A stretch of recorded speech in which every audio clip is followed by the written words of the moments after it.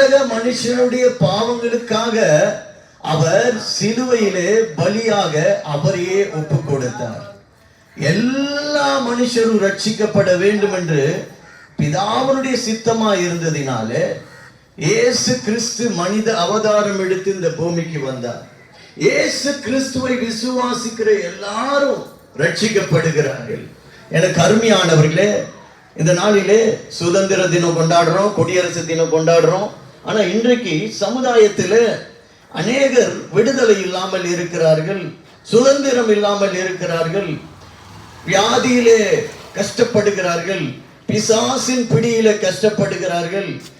ஒரு சில பிள்ளை குடும்பத்தில் குடிப்பழக்கத்துக்கு அடிமையா இருக்கிறார்கள், போதை பழக்கத்துக்கு அடிமையா இருக்கிறார்கள். பெற்றோர்கள் கண்ணீர் வடிக்கிறார்கள், என் பிள்ளை வேலைக்கு போகாம இருக்கிறான், போதை பழக்கத்துக்கு அடிமையா இருக்கிறான், அவனை திருத்த முடியல என்று சுதந்திரம் இல்லாமல் பிசாசினாலே கட்டப்பட்டு இருக்கிறார்கள்.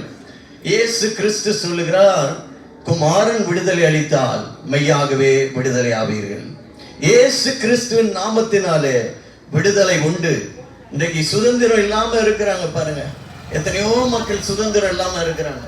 சுதந்திரம்னா பாவத்துக்கு அடிமையா இருக்கிறாங்க, வியாதியிலே கஷ்டப்படுறாங்க, வேதனையில தவிக்கிறாங்க, கண்ணீரோடு இருக்கிறாங்க. இது எல்லாவற்றிலும் இயேசு கிறிஸ்து விடுதலை கொடுக்கிறவராய் இருக்கிறார். இந்த நாளில குடியரசு தினம் கொண்டாடுறோம். ஆனா நம்முடைய வாழ்க்கையில விடுதலை இருக்குதா? சமாதானம் இருக்குதா? சந்தோஷமா இருக்கிறோமா? எவ்வளவு கஷ்டத்தோட வேதனையோட மக்கள் இருக்கிறாங்க தெரியுமா? அதனால்தான் இயேசு கிறிஸ்து சொல்றார், உலகம் கொடுக்க முடியாத சமாதானத்தை நான் உங்களுக்கு தருகிறேன், என் சமாதானத்தையே உங்களுக்கு வைக்கிறேன், அது உலகம் கொடுக்கிற பிரகாரமாய் அல்ல என்று இயேசு கிறிஸ்து சொல்லி இருக்கிறார். இன்றைக்கு அருமையானவர்களே, இயேசு கிறிஸ்து உங்கள் உள்ளத்திலே வருவதற்கு நீங்க ஒரு சிறிய இடத்தை கொடுத்தீர்கள் என்றால் அந்த சமாதானத்தை பெற்றுக் கொள்வீர்கள். உங்கள் வாழ்க்கையில அந்த விடுதலை பெற்றுக் கொள்வீர்கள். இயேசு கிறிஸ்து விடுதலை கொடுக்கிறவராய் இருக்கிறார், சுகமளிக்கிறவராய் இருக்கிறார். இயேசு கிறிஸ்து எங்கெல்லாம் போனாரோ அங்கே 3 காரியங்களை செய்தார். தரித்திரருக்கு சுவிசேஷத்தை அறிவித்தார்.